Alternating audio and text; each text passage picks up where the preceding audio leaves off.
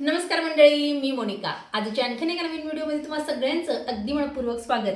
Kitchen गार्डनिंगची आवड ही महिलांना जास्त असतेच, पुरुषांनाही असेल, पण महिलांना ती जास्त प्रमाणात असते.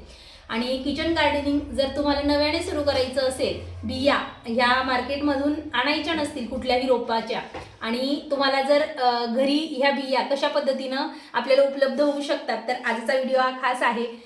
किचनमधल्याच ज्या आपल्याला लागणाऱ्या वस्तू आहेत बघा, आपण कांदे आणतो आणि काही दिवसानंतर त्या कांद्यांना ते असे खराब होतात. तर हे खराब झालेले कांदे सुद्धा तुम्ही जमिनीत रोवले तर त्यांना इथून हिरवी जी आहे अशा पद्धतीनं हिरवा भाग जो आहे तर त्याला फुटून येतो. आता हा कांदा जर बघितला तर बघा, हा दाबला जातोय, पूर्ण खराब झालेला आहे. पण जर हा मातीत रोवला तर कांदा तर नाही मिळणार, पण त्याला आपल्याला कांद्याची पात ही नक्कीच मिळेल.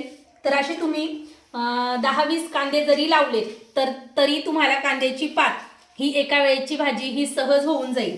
आणि बघा, आपल्याकडे मिरच्या असतात, बाजारातून आपण मिरच्या घेऊन येतो.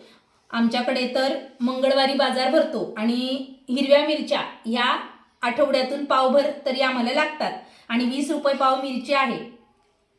तर मिरच्या आपण आणतो आणि 8 दिवसात त्या बघा अशा लाल होऊन जातात.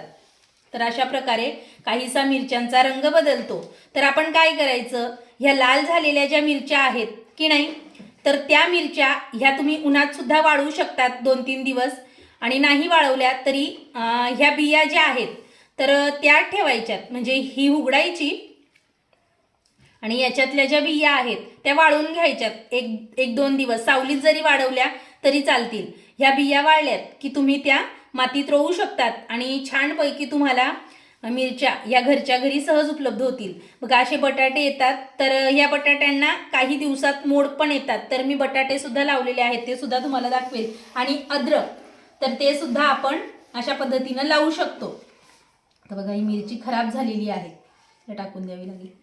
तर घरचे ज्या वस्तू आहेत तर त्यामधून सुद्धा तुम्ही किचन गार्डनिंगची सुरुवात करू शकता. सुरुवातीला 2 ते 4 झाडं लावा आणि त्यानंतर मग जसा आपल्याला अनुभव येईल त्या पद्धतीनं मग झाडांची संख्या, कुंड्यांची संख्या ही वाढवत जायची आणि आपल्याला सुद्धा तो आनंद मिळतो. चला, पुन्हा भेटूयात आणखीन एका नवीन व्हिडिओमध्ये. तोपर्यंत नमस्कार.